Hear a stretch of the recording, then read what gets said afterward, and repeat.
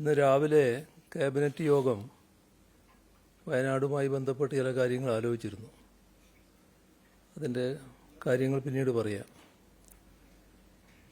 വയനാട് ഉരുൾപൊട്ടലിൽ ദുരന്തബാധിതരായി ക്യാമ്പുകളിൽ കഴിയുന്നവർക്ക് വാടക വീടുകളിലേക്ക് മാറുന്നതിനായി മുഖ്യമന്ത്രിയുടെ ദുരിതാശ്വാസ നിധിയിൽ നിന്നും വാടക ഇനത്തിൽ പ്രതിമാസ തുക അനുവദിക്കാൻ നേരത്തെ തീരുമാനിച്ചിട്ടുണ്ട്.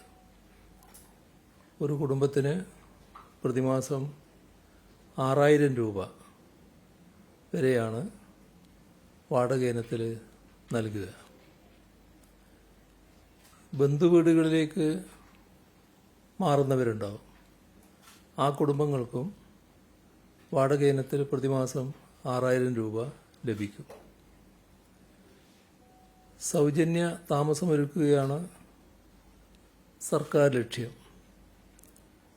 അതിൽ സർക്കാർ ഉടമസ്ഥതയിലോ മറ്റ് പൊതു ഉടമസ്ഥതയിലോ ചില സ്വകാര്യ വ്യക്തികൾ സൗജന്യമായി നൽകുന്ന വീടുകളിലോ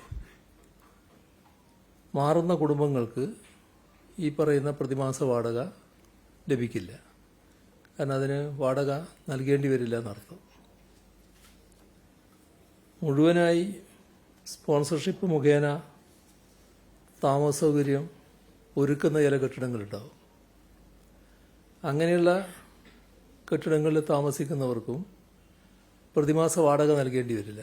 അപ്പോൾ അവർക്കും പ്രതിമാസ വാടക ലഭിക്കില്ല.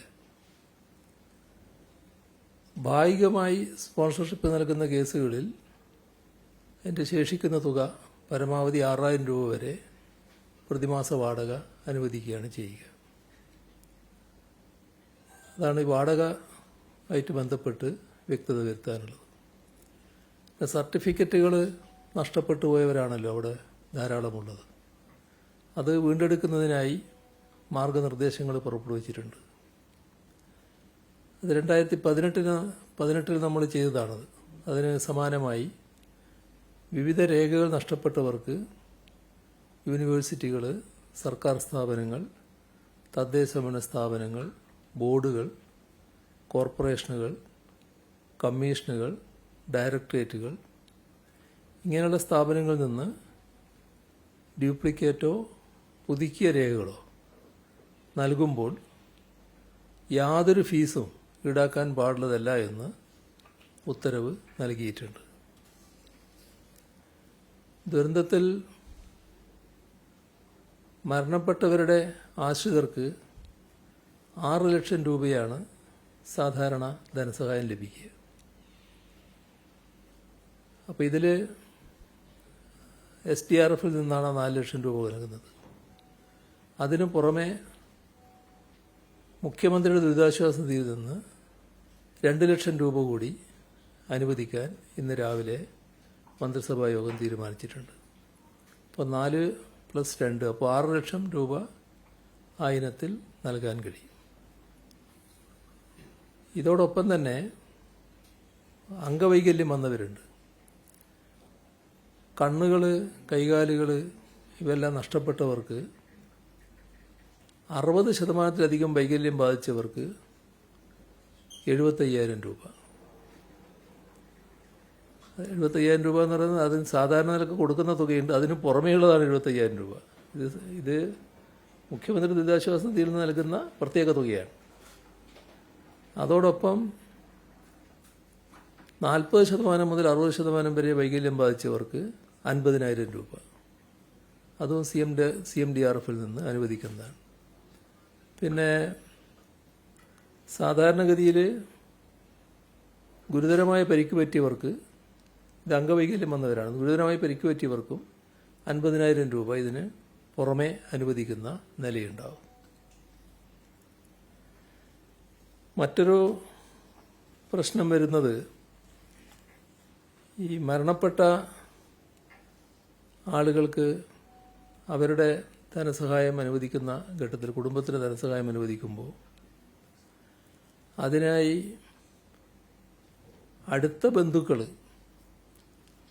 നെസ്റ്റ് ഓഫ് കിൻ സാക്ഷ്യപത്രം അടിസ്ഥാനമാക്കി ഇവിടെ ഉരുൾപൊട്ടലിൽ മരണപ്പെട്ടവരുടെ അവകാശികൾക്ക് സംസ്ഥാന ദുരന്ത നിവാരണ അതോറിറ്റിയുടെ അധികാരത്തിന് വിധേയമായി നഷ്ടപരിഹാരം നൽകാനാണ് ഉദ്ദേശിക്കുന്നത്.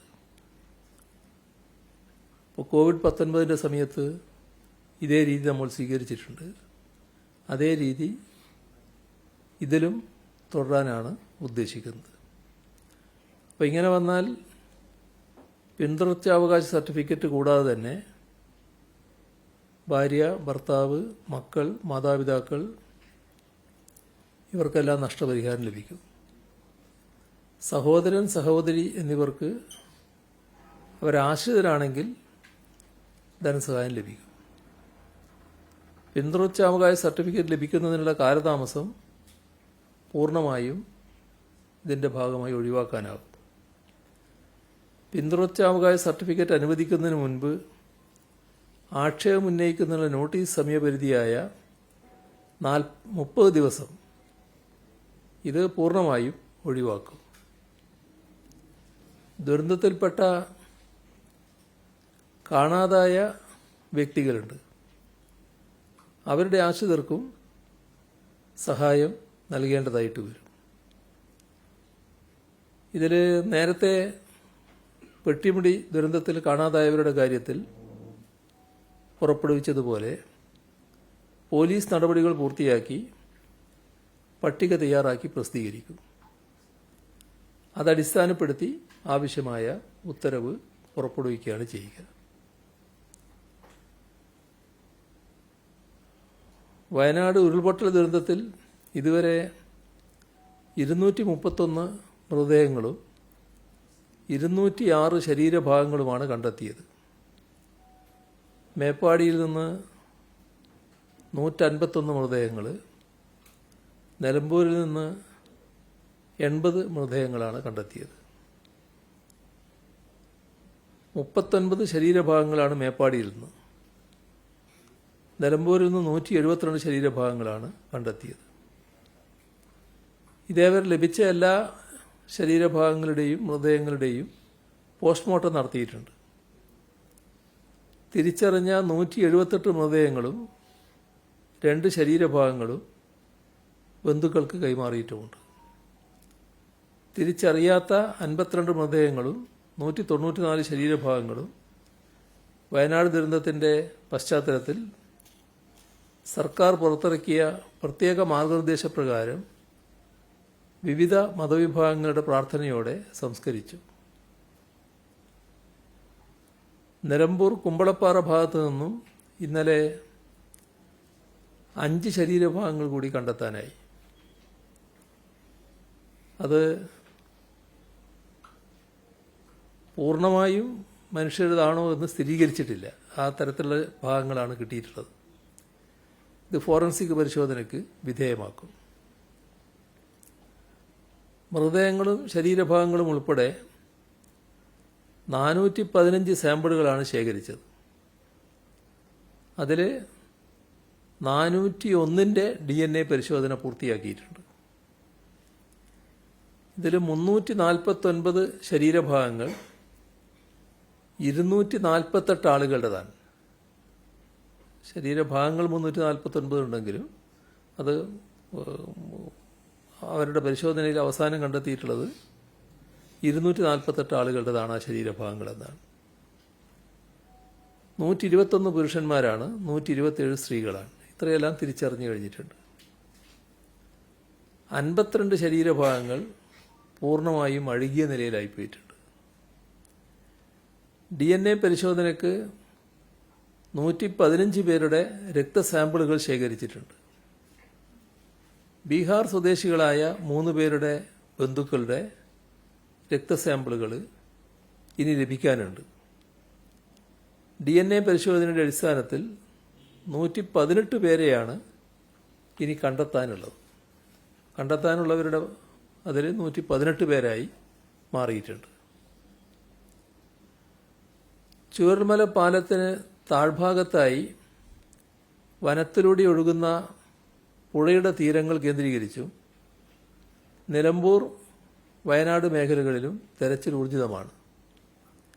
7 മേഖലകളിലായി തിരിച്ച് NDRF, fire force, civil defence, police, വനം വകുപ്പ്, സേനാ വിഭാഗങ്ങൾ, സന്നദ്ധ പ്രവർത്തകർ എല്ലാം തെരച്ചിലിൽ പങ്കെടുക്കുന്നുണ്ട്.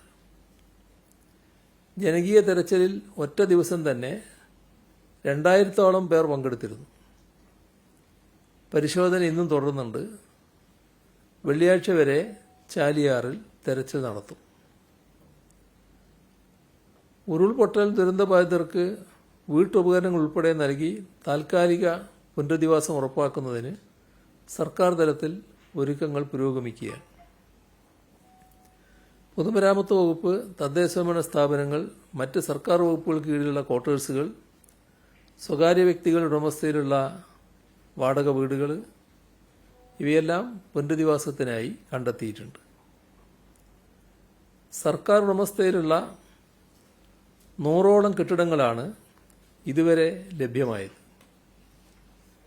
വിവിധ തദ്ദേശഭരണ സ്ഥാപന പരിധികളിലെ സ്വകാര്യ വ്യക്തികളുടെ ഉടമസ്ഥയിലുള്ള 253 കെട്ടിടങ്ങൾ വാടക നൽകി ഉപയോഗിക്കാനായി കണ്ടെത്തിയിട്ടുണ്ട്.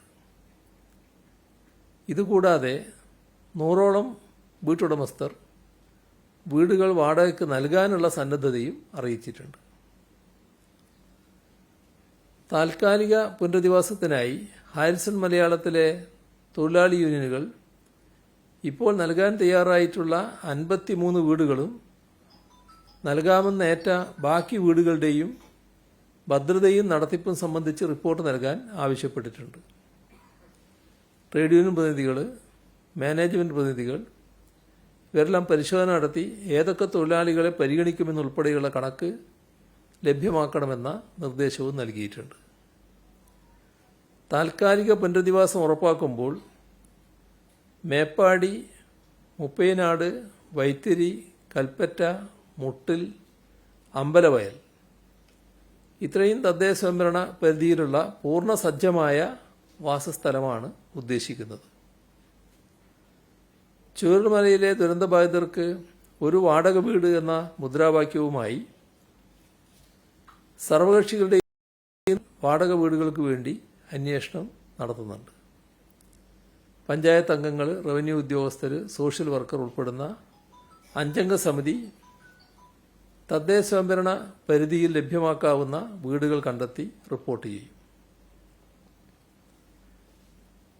അതിവേഗം രേഖകൾ നൽകാൻ ദുരന്തബാധിതർക്ക് ക്യാമ്പുകളിൽ സജ്ജമാക്കിയ പ്രത്യേക ക്യാമ്പയിനിലൂടെ ഇതുവരെ 1368 സർട്ടിഫിക്കറ്റുകൾ ലഭ്യമാക്കിയിട്ടുണ്ട്. നാശനഷ്ടം സംഭവിച്ച എല്ലാ കുടുംബങ്ങളും പുനരധിവാസ പാക്കേജിൽ ഉൾപ്പെടുന്നുവെന്ന് ഉറപ്പുവരുത്തും. ക്യാമ്പുകളിലും കുടുംബ വീടുകളിലും ആശുപത്രികളിലും കഴിയുന്നവർ ഉൾപ്പെടെ അർഹരായ മുഴുവൻ പേർക്കും സഹായം ലഭ്യമാകും. പുനരധിവാസ പദ്ധതിയിൽ ഉൾപ്പെടാൻ ദുരിതാശ്വാസ ക്യാമ്പുകളിൽ രജിസ്റ്റർ ചെയ്യണമെന്ന രീതിയിൽ നടക്കുന്ന പ്രചരണം അടിസ്ഥാനരഹിതമാണ്. അത് ഈ അടിസ്ഥാനരഹിതമായ പ്രചരണം നടത്താൻ ചില വിദ്വാന്മാർക്ക് വലിയ താല്പര്യമാണ്. അതിൻ്റെ ഭാഗമായിട്ടാണ് ഇത് വന്നിട്ടുള്ളത്. ക്യാമ്പുകളിൽ ആരൊക്കെ കഴിയുന്നുവെന്ന് നോക്കിയല്ല, ഉരുൾപൊട്ടൽ ദുരിതം വിതച്ച പ്രദേശങ്ങളിൽ നിന്നുള്ള കൃത്യമായ ഡാറ്റയുടെ അടിസ്ഥാനത്തിലാണ് പാക്കേജ് തയ്യാറാക്കുന്നത്. സംസ്ഥാന സർക്കാർ നിയോഗിച്ച വിദഗ്ധ സംഘം ദുരന്ത മേഖലകളിൽ പരിശോധന നടത്തി വരികയാണ്. ദേശീയ ഭൗമശാസ്ത്ര പഠന കേന്ദ്രത്തിലെ മുതിർന്ന ശാസ്ത്രജ്ഞൻ ജോൺ മത്തായിയുടെ നേതൃത്വത്തിലുള്ള 5-അംഗ സംഘമാണ് ദുരന്തബാധിത പ്രദേശങ്ങളും അനുബന്ധ മേഖലകളും പരിശോധിക്കുന്നത്. ഉരുൾപൊട്ടലിൻ്റെ പ്രഭവ കേന്ദ്രങ്ങളായ പുഞ്ചിരിമട്ടവും അനുബന്ധ പ്രദേശവും ഇന്നലെ സംഘം പരിശോധിച്ചു. പ്രദേശത്തെ മണ്ണിൻ്റെയും പാറകളുടെയും സാമ്പിളുകൾ ശേഖരിച്ചിട്ടുണ്ട്. ഇവ വിശദമായ പരിശോധനയ്ക്ക് വിധേയമാക്കും. ദുരന്തം സംഭവിച്ചത് എങ്ങനെയെന്നും ഉരുൾപൊട്ടലിൽ സംഭവിച്ച പ്രതിഭാസങ്ങളും സംഘം വിലയിരുത്തും. ദുരന്തസ്ഥലത്തെ ഭൂവിനിയോഗത്തെക്കുറിച്ചും സംഘം റിപ്പോർട്ട് നൽകും. ദുരന്ത പ്രദേശത്തെയും അനുബന്ധ മേഖലകളിലെയും അപകട സാധ്യതകൾ വിലയിരുത്തും.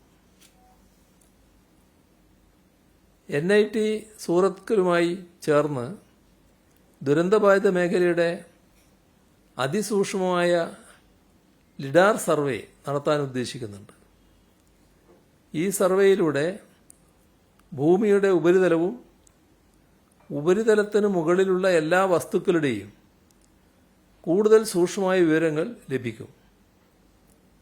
ഈ വിവരങ്ങൾ ഉപയോഗിച്ചുകൊണ്ട് വിദഗ്ധ സംഘം നൽകുന്ന റിപ്പോർട്ട് കൂടി പരിഗണിച്ചാണ് ഇനിയുള്ള ഭൂവിനിയോഗത്തിൻ്റെ രീതികൾ നിശ്ചയിക്കാൻ സാധിക്കുക. NIT സൂറത്തിലെ ദുരന്ത നിവാരണ വിദഗ്ധൻ ശ്രീവത്സ കോലത്തയാർ ആണ് ഈ സംഘത്തെ നയിക്കുന്നത്. ഡ്രോൺ ഉപയോഗപ്പെടുത്തിയുള്ള ലിഡാർ സർവേ ആണിവിടെ നടത്താൻ ഉദ്ദേശിക്കുന്നത്. ദുരന്തബാധിത പ്രദേശത്തിൻ്റെ ഏരിയൽ ഫോട്ടോഗ്രാഫ്സ് അടക്കമുള്ള സൂക്ഷ്മമായ ചിത്രങ്ങൾ ഇതിൻ്റെ ഭാഗമായി എടുക്കാനാവും. മുൻപുണ്ടായിരുന്ന ഭൂതലം എങ്ങനെയായിരുന്നു, ദുരന്തശേഷം എന്തെല്ലാം മാറ്റങ്ങൾ വന്നു, ഏതൊക്കെ പ്രദേശത്താണ് വലിയ ആഘാതമുണ്ടായത്, ഇത്തരം കാര്യങ്ങളെല്ലാം കണ്ടെത്താനും ഭാവിയിൽ ഈ പ്രദേശത്തെ ഭൂവിനിയോഗം നിർണ്ണയിക്കുമ്പോൾ എന്തെല്ലാം പ്രതിബന്ധങ്ങളുണ്ടെന്ന് തിരിച്ചറിയാനും ഈ സർവേ റിപ്പോർട്ട് സഹായകമാകും. ലിഡാർ സർവേ വഴി മരങ്ങൾ, മരത്തിൻ്റെ ഉയരം, പാറകൾ ഇവയെല്ലാം സൂക്ഷ്മമായി പരിശോധിക്കാൻ സാധിക്കും. 50 സെന്റിമീറ്റർ വരെ വലിപ്പമുള്ള വസ്തുക്കൾ ഇതുവഴി കണ്ടെത്താനാകുമെന്നാണ് വിദഗ്ധർ അവകാശപ്പെടുന്നത്.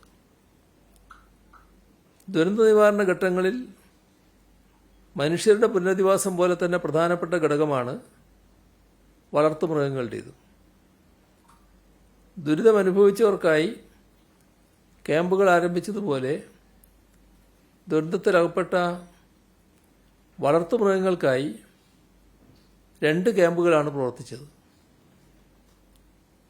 ദുരന്ത പ്രദേശത്തെ ഉരുക്കൾക്കും അരുമ മൃഗങ്ങൾക്കുമായി ക്ഷീരവികസന വകുപ്പിൻ്റെ 24 മണിക്കൂർ പ്രവർത്തിക്കുന്ന കൺട്രോൾ സെൽ മുഖേന വിവിധ സംഘടനകൾ തീറ്റ വസ്തുക്കൾ, ധാതുലവണ മിശ്രിതം ഇവയെല്ലാം കർഷകർക്ക് എത്തിച്ചു നൽകുന്നുണ്ട്. ഇന്നലെ മാത്രം 8 മെട്രിക് ടൺ തീറ്റ, 5 ടൺ വൈക്കോൽ, അരുമമൃഗങ്ങൾക്കുള്ള ഭക്ഷണ സാധനങ്ങൾ ഇവയെല്ലാം പാലക്കാട് അരുവി ഫീഡ്സ് വഴി എത്തിക്കാനായിട്ടുണ്ട്. ഈ സമയത്ത് തന്നെയാണ് വെലങ്ങാട് ദുരന്തവുമുണ്ടായത്.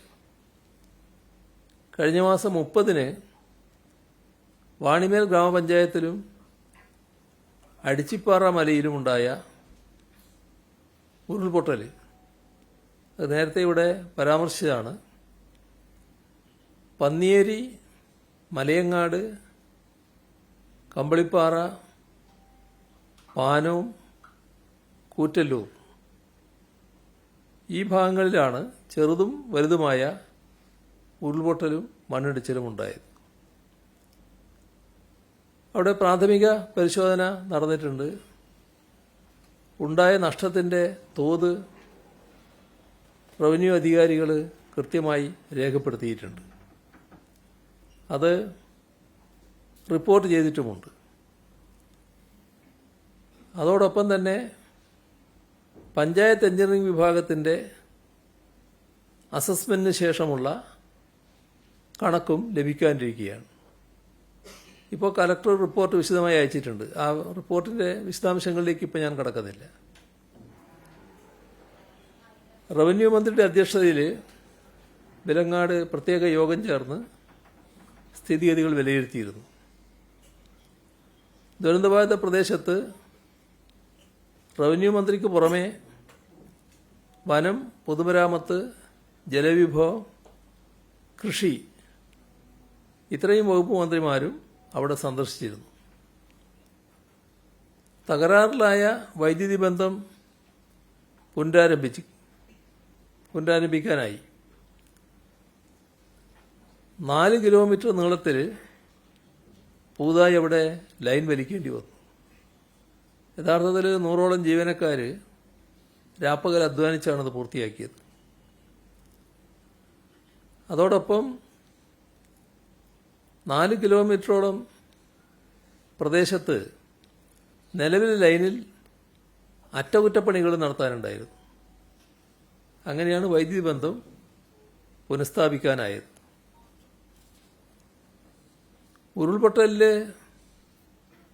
രേഖകൾ നഷ്ടപ്പെട്ടവരുണ്ട്. അവർക്ക് പകരം രേഖകൾ ലഭ്യമാക്കും. അവിടെ ഓഗസ്റ്റ് 16-ന് പ്രത്യേക അദാലത്ത് സംഘടിപ്പിച്ചിട്ടുണ്ട്.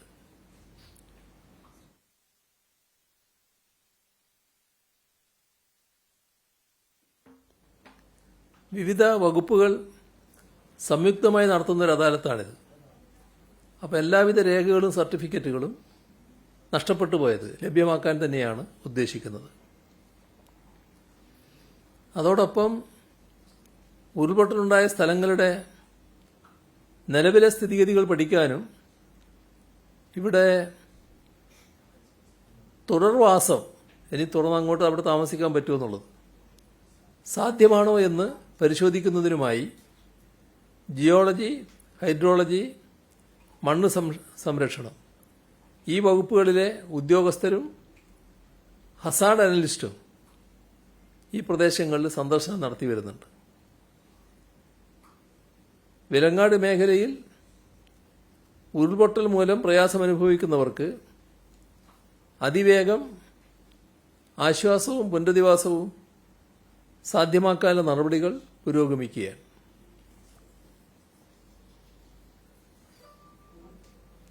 നമ്മുടെ കാലാവസ്ഥാ വകുപ്പിൻ്റെ മുന്നറിയിപ്പുകൾ എടുത്ത് പരിശോധിച്ചാൽ തെക്കൻ ശ്രീലങ്കയ്ക്ക് മുകളിൽ ചക്രവാത ചുഴിയും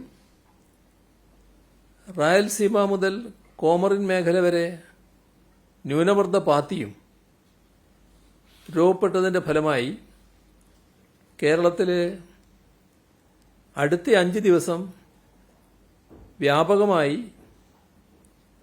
ഇടി, മിന്നൽ ഇവയോടുകൂടിയ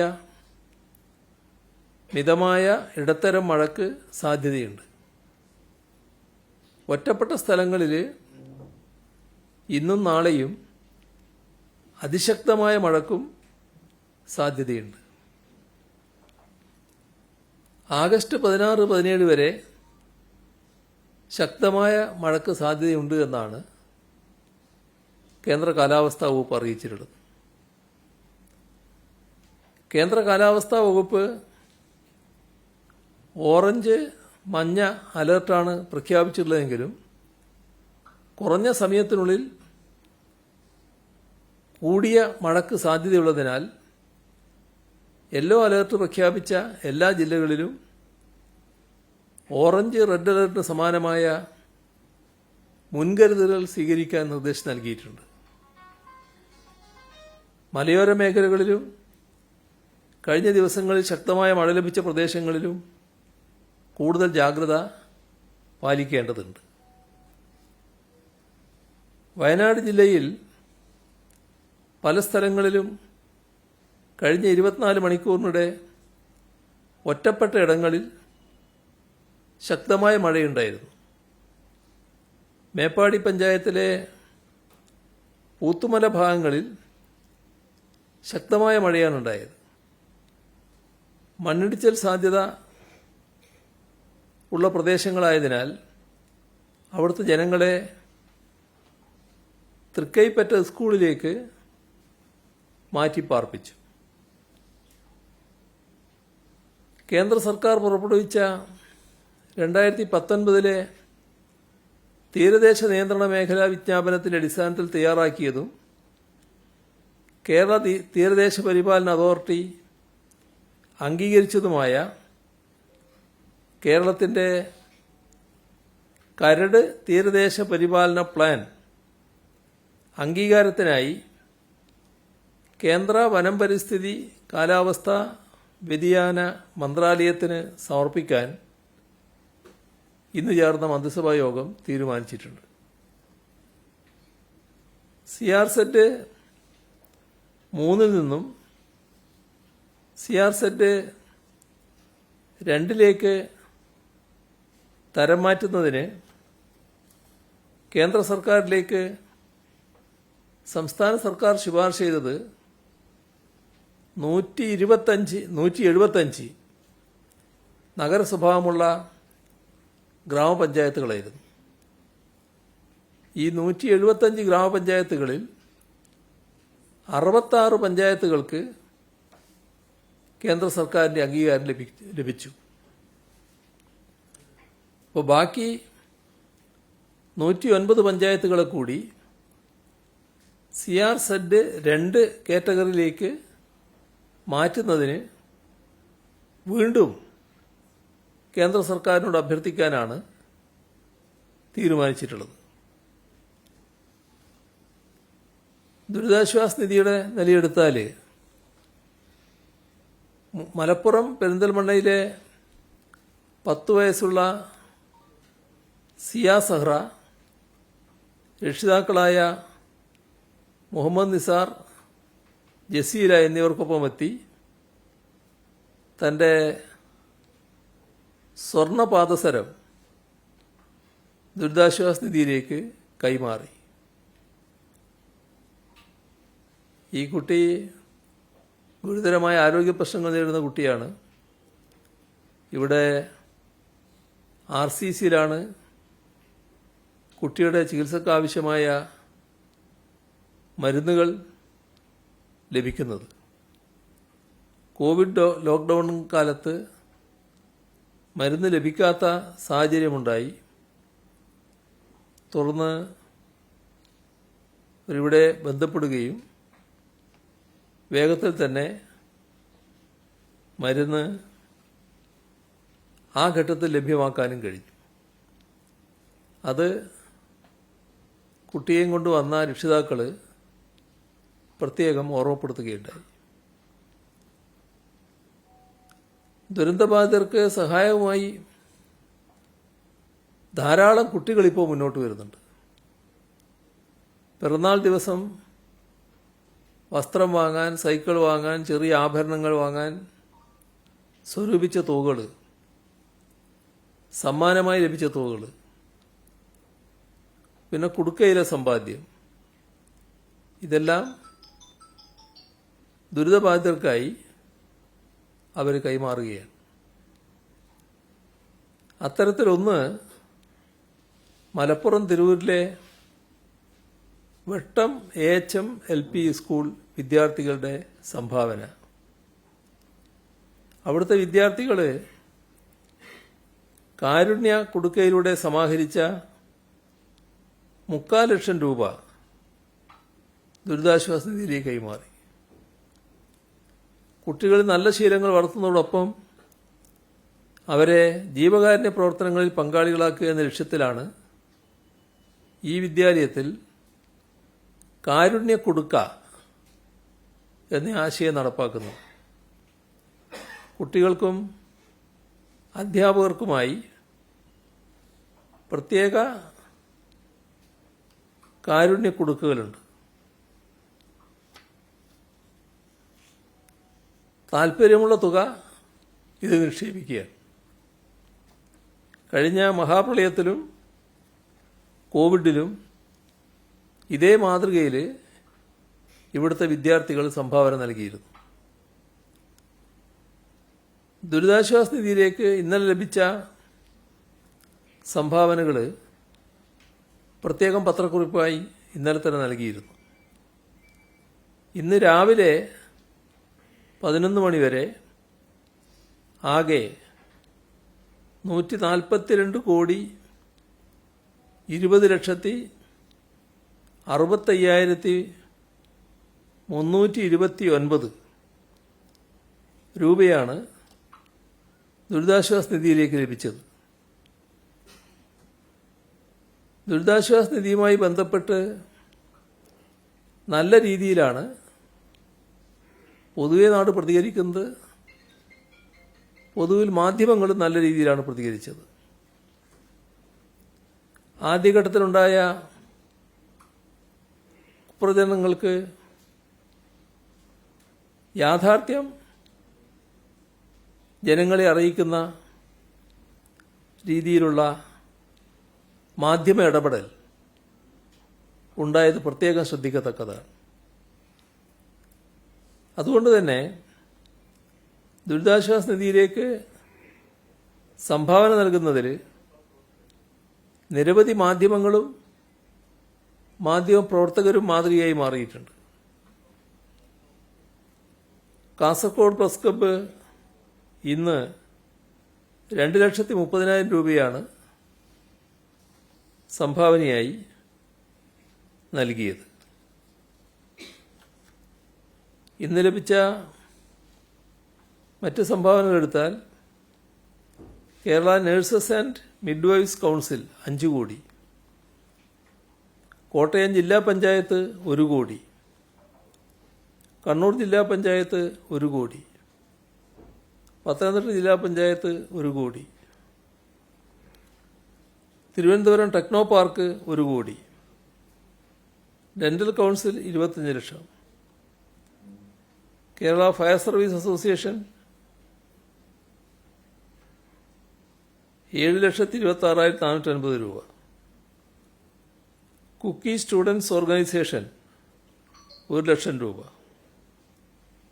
തിരുവല്ല കല്ലുങ്കൽ ജീവകാരുണ്യം വാട്സപ്പ് കൂട്ടായ്മ സമാഹരിച്ച 50,001 രൂപ,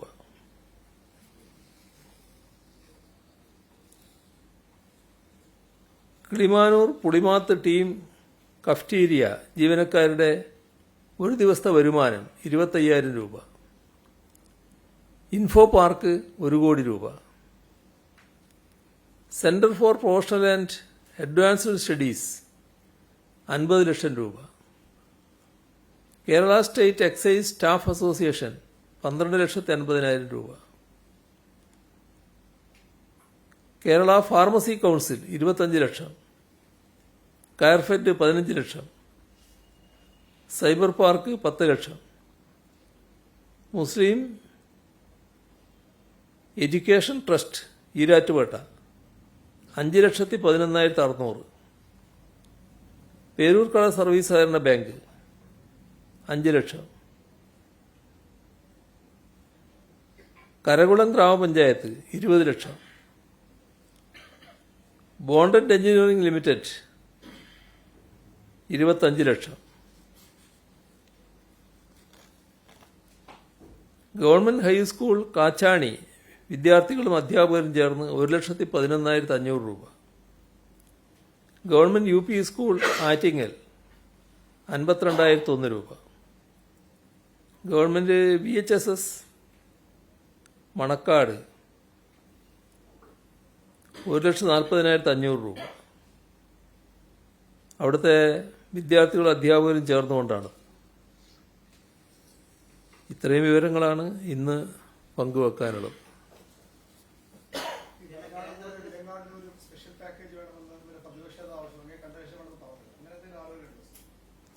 സ്പെഷ്യൽ പാക്കേജ് തന്നെയായിരിക്കും ഇത് വന്നാൽ. ബലങ്ങാടിലും ഇതോടൊപ്പം തന്നെ കാര്യങ്ങളെല്ലാം ചെയ്യും. അതിപ്പോൾ ഇതാണല്ലോ ഏറ്റവും പ്രധാനം. അതുകൊണ്ട് അവിടെ കേന്ദ്രീകരിച്ചു എന്ന് മാത്രമേ ഉള്ളൂ. മറ്റതിനെല്ലാ കാര്യങ്ങളും ചെയ്യും.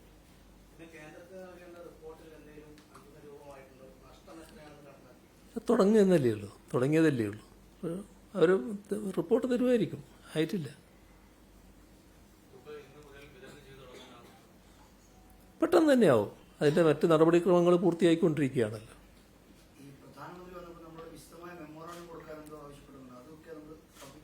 വിശദമായ മെമ്മോറാണ്ടം എന്ന് പറയുമ്പോൾ സാധാരണ നഷ്ടം കണക്കാക്കുക മാത്രമല്ല.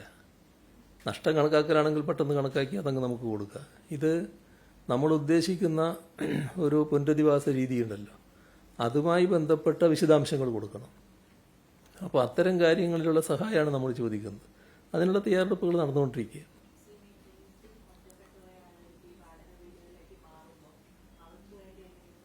അവരത് പ്രത്യേകമായൊരു പാക്കേജ് ആയിരിക്കും. പ്രത്യേകമായ രീതിയിൽ അങ്ങനെ എങ്ങനെ സംരക്ഷിക്കണം എന്നുള്ളത് പ്രത്യേകമായിട്ടെടുക്കും. കുട്ടികൾ അത്രയും അധികമില്ല, എന്നാലുള്ള കുട്ടികളുടെ കൃത്യമായ കണക്ക് നമ്മൾ നേരത്തെ പറഞ്ഞിട്ടുണ്ടല്ലോ. അതെ, ആ കുട്ടികളെ പ്രത്യേകമായി സംരക്ഷിക്കുന്ന സംവിധാനം ഉണ്ടാവും. അത് ഇതിന് പുറമെയുള്ള മറ്റ് സംരക്ഷണ രീതികൾ നമ്മൾ നേരത്തെ സ്വീകരിച്ചിട്ടുണ്ട്, സ്വാഭാവികമായിട്ട് സ്വീകരിക്കും.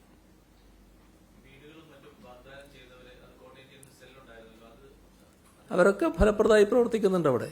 അതിൻ്റെ കാര്യങ്ങളെല്ലാം പരിശോധിച്ചുകൊണ്ടിരിക്കുകയാണ്. അവർ തന്ന ഭൂമി, ഓഫർ ചെയ്ത ഭൂമിയുണ്ട്, ഈ മറ്റ് ഓഫറുകളുണ്ട്. അത്തരം കാര്യങ്ങളൊക്കെ അവർ ബന്ധപ്പെട്ടവർ പരിശോധിച്ചുകൊണ്ടിരിക്കുകയാണ്.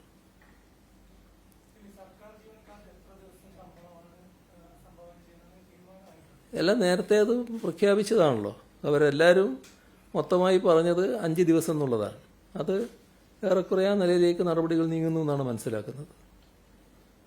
അവർ തന്നെ അഭിപ്രായപ്പെട്ടിട്ടുള്ളതാണ്, യോജിച്ച് അഭിപ്രായപ്പെട്ടതാണ്.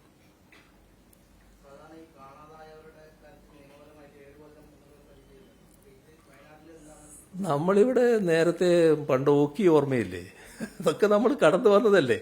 അതിനൊക്കെ സാധാരണ നമ്മൾ സ്വീകരിക്കുന്ന നടപടികളുണ്ട്. ഇപ്പം അത് പറയേണ്ടത് ഘട്ടമല്ല, അതൊക്കെ നമുക്ക് ചെയ്യാം, അതിനൊന്നൊരു വിഷമമില്ല.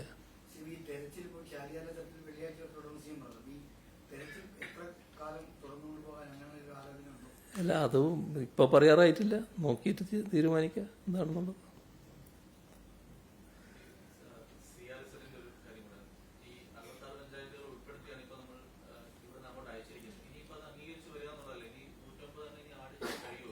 അറുപത്താറിൻ്റെ കാര്യത്തിൽ അവരുടെ ഏകദേശം അംഗീകാരം നേരത്തെ ആയതാണ്. അതിൻ്റെ ഇപ്പം അറിയിപ്പ് വന്നപ്പോൾ വേറെ തരത്തിൽ വന്നു എന്നുള്ളത് വേറെ. പക്ഷെ അത് നേരത്തെ അംഗീകാരത്തിൻ്റെ തോതിലുണ്ട്. എന്നാൽ അതുമാത്രമല്ല, അത് കഴിച്ച് ബാക്കിയുള്ള 175 നമുക്ക് അർഹതയുള്ളതാണ്. അതുകൂടി വേണമെന്നുള്ളതാണ് ഇന്ന് നമ്മൾ ആവശ്യപ്പെടുന്നത്. അത് അന്ന് തന്നെ ആവശ്യപ്പെട്ടിട്ടുണ്ട്. ഇന്ന് ക്യാബിനറ്റ് ഈ മാപ്പടക്കം കൊടുക്കുന്ന കൂട്ടത്തിലും ഈ 66 കഴിച്ചുള്ള ബാക്കിയുള്ളതിൻ്റെയും കാര്യങ്ങൾ ആവശ്യപ്പെടുകയാണ്. അതാണ് ഉണ്ടായിട്ടുള്ളത്. അപ്പോൾ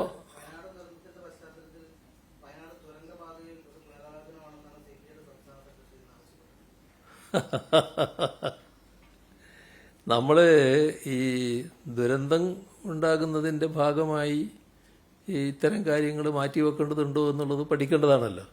ഇപ്പം നേരത്തെ അതിൻ്റെ ഭാഗമായിട്ടുള്ള എല്ലാ പഠനങ്ങളും നടന്നിട്ടുണ്ട്. ഈ പല സ്ഥലത്തും ഈ തുരങ്കങ്ങൾ ഉണ്ടാകുന്നുണ്ടല്ലോ. ആ തുരങ്കങ്ങൾ ഏതെങ്കിലും തരത്തിൽ മറ്റ് ദുരന്തത്തിന് വഴിവെക്കുന്ന ഒന്നായിട്ടല്ല പൊതുവെ ലോകം കണ്ടിട്ടുള്ളത്. അത് പഠന വിഷയമാണ്, നമുക്ക് നോക്കാം എന്താണെന്നുള്ളത്.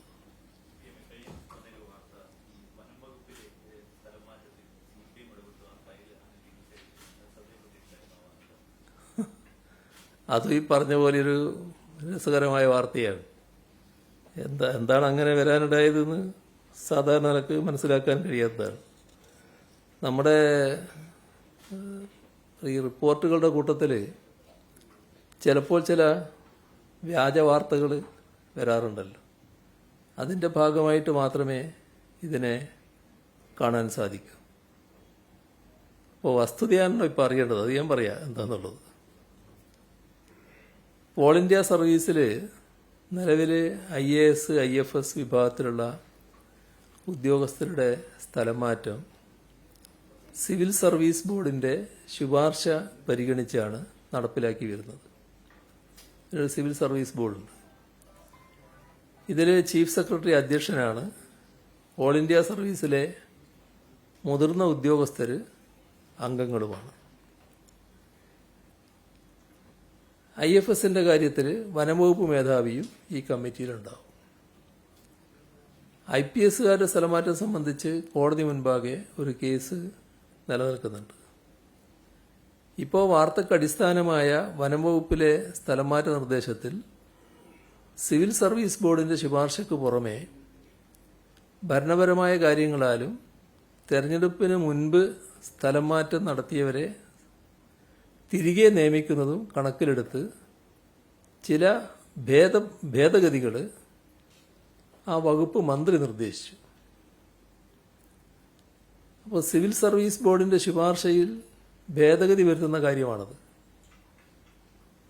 അപ്പോൾ അത് ചീഫ് സെക്രട്ടറി കൂടി കാണേണ്ടതുണ്ട്. അതുകൊണ്ട് ചീഫ് സെക്രട്ടറി കൂടി കണ്ട് സ്ഥലം മാറ്റം സംബന്ധിച്ച ഫയൽ സമർപ്പിക്കാൻ മുഖ്യമന്ത്രി എന്ന നിലയിൽ നിർദ്ദേശം നൽകി. ഇതാണ് ഞാൻ ചെയ്ത എന്താ പറയുക ഇതിന്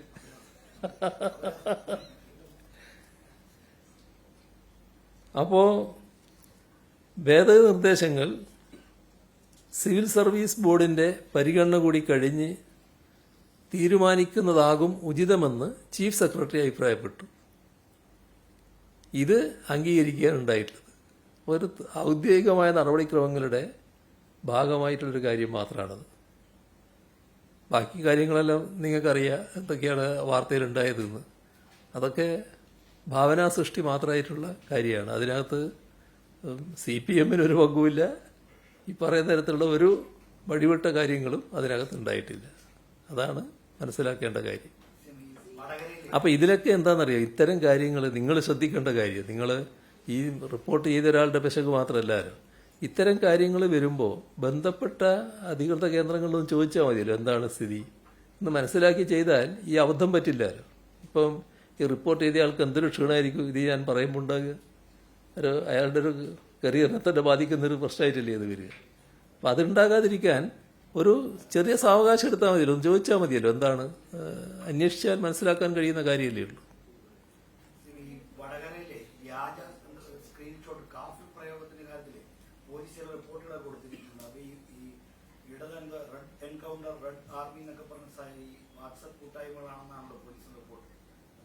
പോലീസ് റിപ്പോർട്ടിന്റെ കാര്യം ഞാൻ പത്രത്തിൽ കണ്ടു. ഞാൻ എൻ്റെ കയ്യിൽ അതിന് റിപ്പോർട്ടില്ല. നോക്കാം എന്താണെന്നുള്ളത്. അത് സാധാരണഗതിയിൽ പോലീസല്ലേ പരിശോധിച്ചുകൊണ്ടിരിക്കുന്നത്. അപ്പോൾ അല്ല, അതെല്ലാം പോലീസ് പരിശോധിച്ച് വരട്ടെ എന്താണെന്നുള്ളത്, എന്നിട്ടല്ലേ നമ്മൾ നോക്കേണ്ടത്. അപ്പോൾ നമുക്ക്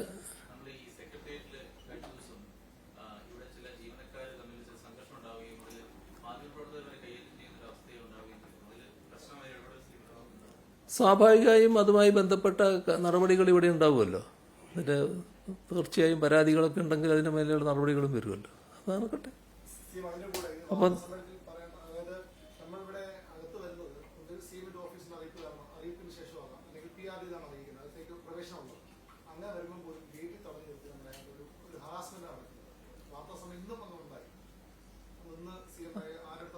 എന്താണെന്ന് ചോദിക്കാം. ശരി, ഓക്കെ. നമുക്ക് പിന്നെ ബാക്കി വിനിയേക്കാം.